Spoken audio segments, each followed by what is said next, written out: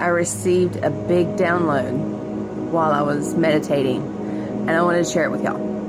As you've heard me talk about in the last few videos that I've done, when I talk about my twin flame. Well, I'm going to give you guys a little bit of a backstory. I met my twin flame at the place that I was working at randomly about 2 years ago. Immediately we were attracted to each other. Here's what you need to know about me. My Black Moon Lilith, my shadow, is in my 7th house. That is where my shadow side shows up. And I'll kind of explain to you the mental part of how my shadow talks. My shadow likes to subtly dominate people without them knowing. It's true. It's how it is. And that was the part of me that, like, I didn't tell anybody that I was having those really, like, power hungry kind of intentions behind everything that I was doing. And I was really good at showing it as I got older and an adult.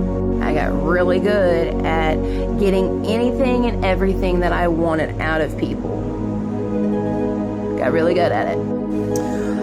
But with this happening, I lost a certain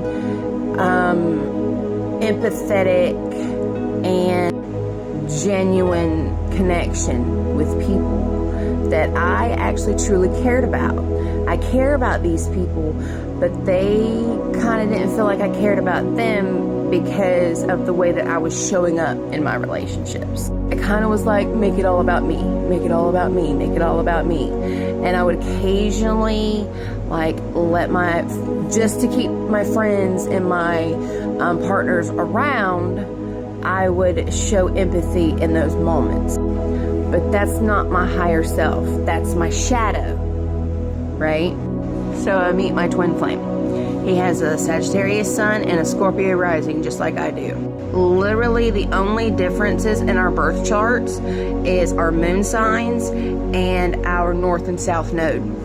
Those are the only difference in our birth charts. And his Lilith doesn't show up in the 7th house. His Lilith shows up somewhere else. His shadow shows up somewhere else. But for me, I started doing all those power moves. Started doing all of those things. And it was as if he was dodging every single one of my power tactics. He somehow was able to deflect that and tap into a softer, more genuine part of me.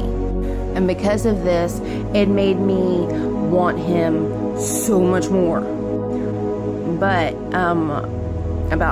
after I decided to let him move in because he was in a situation and everything. So he moved into our home, with me, my mom, and my kids. And at the beginning, it was beautiful. Like the first probably 1 to 2, maybe 3 months was just, I couldn't have asked for a better dynamic in my home. Somewhere in the midst of that, all of that kind of schmexual, Lilith domineering energy started to really bubble up from me.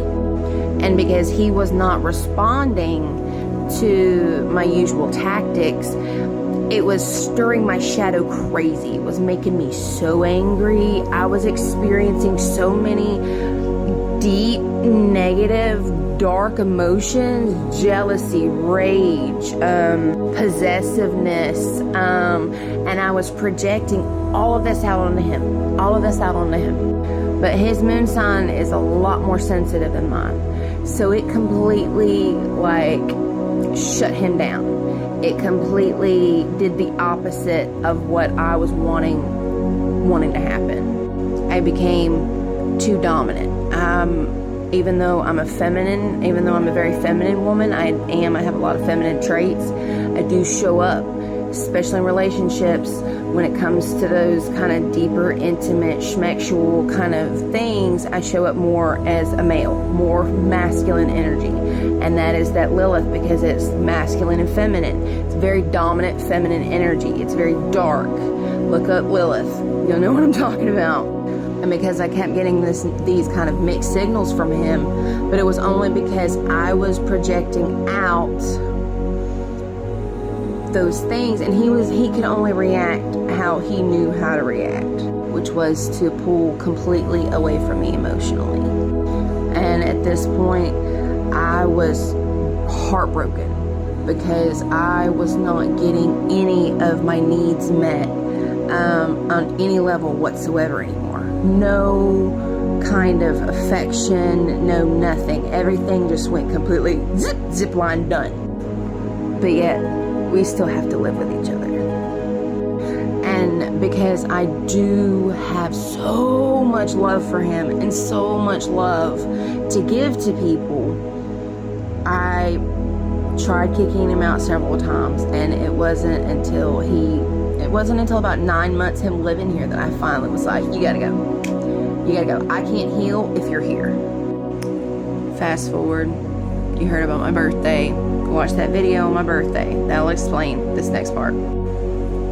Anyway, last night after I posted my full moon video, I ended up writing everything out to him and told him everything, admitted to everything, the power struggles, admitted how it all made me feel. I completely told him everything.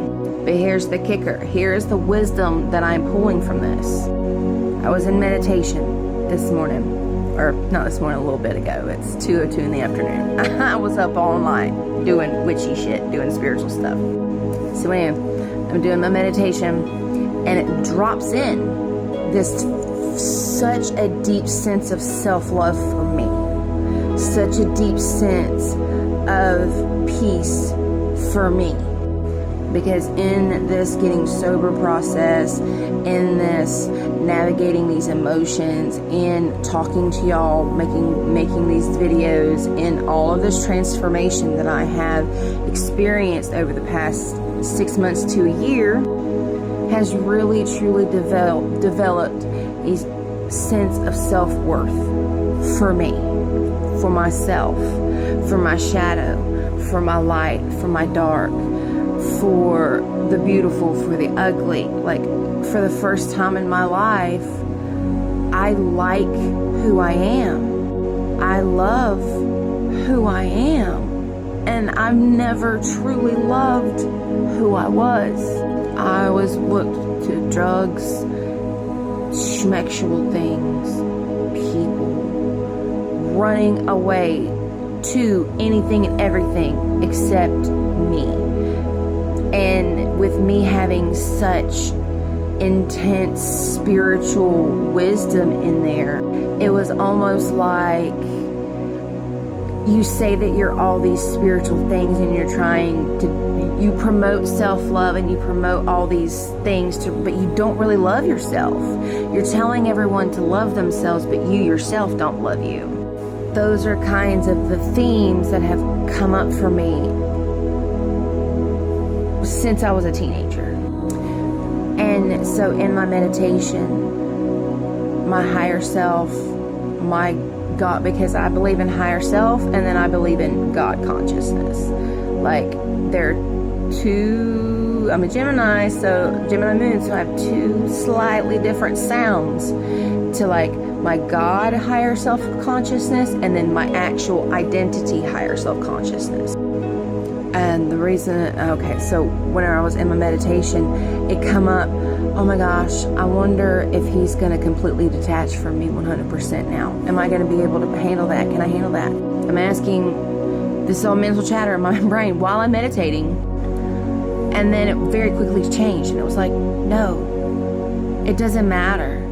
You spoke your truth. You said your truth. And there's such an emotional detachment from it now that I'm still going to love me whether or not he even responds to anything that I said to him. And I believe that is the true meaning behind a twin flame reunion, because they are shown to us so that we can truly learn our own truth and stand in our own power and stand in our own love, so that we can love ourselves to every corner of our being. Love who we are, and not in a egotistical way. Love who we really are.